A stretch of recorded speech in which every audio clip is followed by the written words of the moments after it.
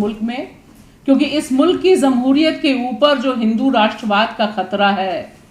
Hindu nation का खतरा है, वो उसी तरह से छाया हुआ है, उसी तरह से उसने हर कोने और कोने कतरे पर कब्जे। जो भी फांसीवादी निज़ाम आता है देश में या दुनिया में, इतिहास इस बात का गवाह है, वो सबसे पहला हमला मीडिया पड़ी है। अगर आप 2014 से ऑनवर्ड्स आप देखें, जो मीडिया का रूप रंग बदला है, उसने बताया है कि भारत, हिंदुस्तान कितना वाइब्रेंट है। यहाँ की जो लोकतंत्र है, यहाँ की जो जमहूरियत है, वो बगल में जो संसद है उसकी वजह से जिंदा नहीं है। वो इसलिए जिंदा है क्योंकि यहाँ पर ऐसे दीवानों की फौज है जो अपने आईन पर विश्वास रखते हैं, जो इस बात पे विश्वास रखते हैं कि भाईचारा होना चाहिए, जो इस बात पे विश्वास रखते हैं कि कहीं भी इनजस्टिस हो रहा है तो उसके खिलाफ आवाज उठाई मौजूद हैं। और इस मुल्क को एक फांसीवादी निजाम से बचाने के लिए, मीडिया के ऑनस्लॉट से डॉक्टर कह रहा है कि वो तैमूर को लेकर अपने साथ आए, तो मुझे तो सिहरन हुई, मैं भी मां हूं, कि उस बाप के अंदर कितना खौफ रहा होगा कि वो ऑटो में गया और अपने 6 साल के बच्चे को लेकर गया, क्योंकि उसे डर था कि क्या हो सकता है। तो आप सोचिए कि ये जो परसेप्शन बनाने की इंडस्ट्री में तब्दील हुआ है, मेन कॉरपोरेट और गोदी मीडिया, उसने दिमाग को नफरती मशीन में अवधारणा है कि मुसलमान ऐसे होते हैं, मुसलमान यानी लव जिहाद, मुसलमान यानी ये, मुसलमान यानी ये, ईसाई मतलब कन्वर्जन, ईसाई मतलब ये, ईसाई मतलब सोरोस। ये डेफिनेशन बिल्डअप कर बेमानी सी हो गई है कि कौन सा वैकल्पिक है। एक पता है कि ये कॉरपोरेट और गोदी मीडिया है और बाकी मीडिया है।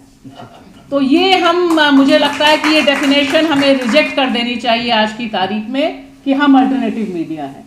हमें ये दिल से और पूरी बुलंदी के साथ, मैं यूट्यूब चैनल एक चलाती हूँ जिसका नाम ही बेबाक भाषा है, तो पूरी बेबाकी के साथ ये कहना चाहिए कि हम तो मीडिया हैं, आप गोदी और कॉरपोरेट मीडिया हैं, आप राह अपनी तय कर चुके हैं, हम अपनी राह तय कर चुके हैं। और ये एक बहुत इम्पोर्टेंट मुकाम भी है, 2025 है, दिल्ली में बैठे हैं, चुनाव हो रहा है, चुनाव की तैयारी है।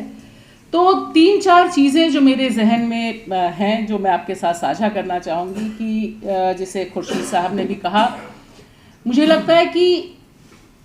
जमहूरियत में, डेमोक्रेसी में, लोकतंत्र में मीडिया का क्या भूमिका होगी,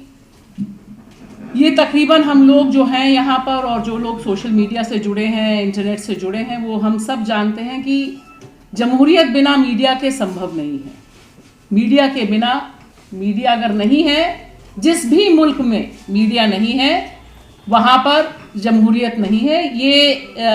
अब डेफिनेशन किसी डिक्शनरी में लिखी है कि नहीं, लेकिन हमारे जहन में लिखी है। और हमारा इतिहास, कम से कम भारत का इतिहास, इस बात का गवाह है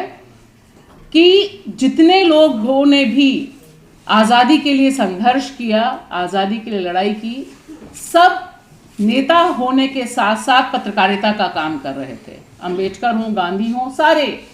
लोग, सबको ये था कि हमें अपनी बात पहुंचानी है। और शायद आज उसी तरह की एक आज़ादी की लड़ाई चल रही है इस मुल्क में, क्योंकि इस मुल्क की जमहूरियत के ऊपर जो हिंदू राष्ट्रवाद का खतरा है, हिंदू नेशन का खतरा है, वो उसी तरह से छाया हुआ है, उसी तरह से उसने हर कोने और कोने कतरे पर कब्जा कर लिया है। शायद आज़ादी से पहले था कि नहीं, पता नहीं, लेकिन आज हम तो ज़रूर फील करते हैं as a journalist, as a Indian citizen, as a Indian woman, I feel it very strongly that the threat is of our survival. It is not only of Muslims, it is not only of Christians, it is not only of minority, it is of every individual who want to have a free and independent life. तो ये जो खतरा है ये बहुत तगड़ा है। और शायद इसी वजह से, इसी की जो डेफिनेशन है, अगर हम थोड़ा और एक्सपैंड करें, जो भी फांसीवादी निज़ाम आता है देश में या दुनिया में, इतिहास इस बात का गवाह है, वो सबसे पहला हमला मीडिया पर बोलता है। और ये उसका टेस्ट केस है वो कि कितना बड़ा वो फासिस्ट है, कि जितना बड़ा फासिस्ट होगा उसको सच सुनना, उसको जनता की आवाज़ सुनना, उसको जनता से रूबरू होना सबसे ज़्यादा दुश्वार होगा। अभी कुछ दिनों पहले फातिमा शेख की जन्म तिथि थी 9 जनवरी। तो उस दिन से लेकर उसके बाद रोज़ा लग्जमबर्ग का कत्ल हुआ था, उसे भी याद किया गया। आप देखिए कि जो एक जिस समय हम ये बात कर रहे हैं उस समय इस मुल्क में, हम तो दिल्ली में बैठे हैं लेकिन हम जानते हैं मुकेश चंद्राकर क्या काम कर रहे थे। मुकेश चंद्राकर किसी मोदी योगी से नहीं भिड़ रहे थे, सरकार के खिलाफ काम नहीं कर रहे थे, वो एक भ्रष्टाचार का केस उजागर कर रहे थे। Young journalist from Chhattisgarh, he was killed brutally, मतलब कल्पना करने पे भी सिहरन होती है कि इतनी ज्यादा नफरत उस नौजवान 36 साल के पत्रकार से थी वहां के स्टेट को, सिर्फ इस वजह से कि वह अपना पेशा का काम कर रहा था, अपना as a journalist he was trying to expose the corruption. तो आप देखिए एक तरफ ये है, और आपने क्योंकि डेमोक्रेसी और वर्ल्ड की बात की है, तो मैं जो बहुत मेरी फेवरेट फोटो जर्नलिस्ट हैं अल जजीरा की, जिन्हें हाल में पुरस्कार मिला, समर अबू अलाफ, उनको भी याद करना चाहूँगी और इस प्लेटफॉर्म से उन्हें सलाम पेश करना चाहूँगी, क्योंकि गाज़ा में जो सीज़ फायर हुआ है, उस सीज़ फायर तक पहुँचने के लिए अल जजीरा और अबू जैसी तमाम महिला जर्नलिस्ट, तमाम जर्नलिस्ट ने जो कुर्बानियाँ दी हैं, उसकी वजह से आज की तारीख में एक सीज़ फायर जैसा शब्द जो शायद 2023 से बिल्कुल इम्पॉसिबल लग रहा था, वह हो पाया। यह रोल ऑफ मीडिया है। वहां के जो पत्रकार जिन्होंने अपनी जान पर खेलकर हकीकत को बयां किया, वो वीडियोस, फोटोज, विजुअल्स हम तक पहुंचाए, दुनिया तक पहुंचाए, जबकि वो टकरा रहे थे इजराइल और अमेरिका जैसे एक ऐसे बड़े पावरफुल ग्रुप से जिनके पास सारी टेक्नोलॉजी है। कल्पना कीजिए, मुझे तो बड़ी हैरानी होती थी सोच के कि ये कहां से इनको इतनी हिम्मत मिलती है, लेकिन शायद उनका कन्विक्शन डेमोक्रेसी और उससे भी बढ़कर ह्यूमैनिटी में था। उन्हें लग रहा था, मतलब ऐसे हम आप सबने भी देखे होंगे ये तमाम फोटोज, वीडियोस, जहां पर जर्नलिस्ट जिसने अपना बेटा खो दिया, अपनी पत्नी खो दी, लेकिन तब भी वह रिपोर्टिंग कर रहा था। शायद यही एक बहुत बड़ी तस्वीर है 2023 से लेकर 2025 तक जो जिंदा रही, कि दरअसल जर्नलिज्म यानी क्या है, कौन सिखा रहा, कोई बड़ा ग्रुप नहीं सिखा रहा था, ऐसे लोग सिखा रहे थे, ऐसे लोगों की वजह से जिंदा रहा। और शायद ऐसे लोगों की जमात भारत में भी बहुत तेजी से बढ़ी है। अगर आप 2014 से ऑनवर्ड्स आप देखें, जो मीडिया का रूप रंग बदला है, उसने बताया है कि भारत, हिंदुस्तान कितना वाइब्रेंट है। यहाँ की जो लोकतंत्र है, यहाँ की जो जमहूरियत है, वो बगल में जो संसद है उसकी वजह से जिंदा नहीं है। वो इसलिए जिंदा है क्योंकि यहाँ पर ऐसे दीवानों की फौज है जो अपने आईन पर विश्वास रखते हैं, जो इस बात पे विश्वास रखते हैं कि भाईचारा होना चाहिए, जो इस बात पे विश्वास रखते हैं कि कहीं भी इनजस्टिस हो रहा है तो उसके खिलाफ आवाज उठाई जानी चाहिए। तो ये एक बहुत इम्पॉर्टेंट चीज मुझे लगती है कि इस चीज को हम कितना मजबूत रख सकें, कैसे हम इसको जिंदा रख सकें। दो चीजें मैं खाली आपसे और कहूंगी जो हमें समझनी, और क्योंकि मैं ये मान के चल रही हूं कि हम सब फेलो ट्रैवलर्स हैं, हम सब वो जमा है यहाँ पर जो दरअसल इस मुल्क से बेपनाह मोहब्बत करते हैं, शायद इसीलिए हम यहाँ पर मौजूद हैं। और इस मुल्क को एक फांसीवादी निज़ाम से बचाने के लिए, मीडिया के ऑनस्लॉट से बचाने के लिए आज भी सब कुछ, सारा रिस्क उठाने के लिए हम तैयार हैं। शायद इसलिए हैं कि देखिए, मीडिया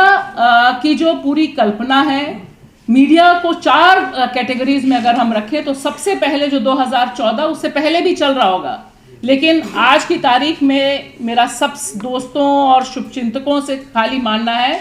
कि हमें अपनी कट ऑफ डेट तैयार रखनी चाहिए। क्योंकि आज की तारीख में जब सैफ अली खान पर जानलेवा हमला होता है, तब एक भी मीडिया बड़ा घराना जो कॉरपोरेट है, गौदी है, उसे हेट क्राइम से कनेक्ट करने की हिम्मत नहीं रखता है। मैं रोज एक प्रोग्राम करती हूँ, हेडलाइंस मैनेजमेंट, इंस्टाग्राम लाइव करती हूँ, जिसमें मैं जितने अखबार मिल सकते हैं उनका एनालिसिस करती हूँ कि किसने कहाँ कैसी हेडलाइंस की है जानबूझकर। और आप हैरान होइएगा कि कहीं से भी किसी भी मीडिया घराने को कुमार विश्वास याद नहीं आए, कहीं से भी किसी ने। मैं कह रही हूँ मीडिया, यहाँ पे मीडिया जब मैं कह रही हूँ तो कॉरपोरेट मीडिया, गोदी मीडिया और जो मीडिया घर दरवाजे तक पहुंचता है अखबारों की शक्ल में, किसी ने भी नहीं कहा कि कौन निशाने पे ले रहा था। और आज की तारीख में जब वहां का डॉक्टर कह रहा है कि वो तैमूर को लेकर अपने साथ आए, तो मुझे तो सिहरन हुई, मैं भी मां हूं, कि उस बाप के अंदर कितना खौफ रहा होगा कि वो ऑटो में गया और अपने 6 साल के बच्चे को लेकर गया, क्योंकि उसे डर था कि क्या हो सकता है।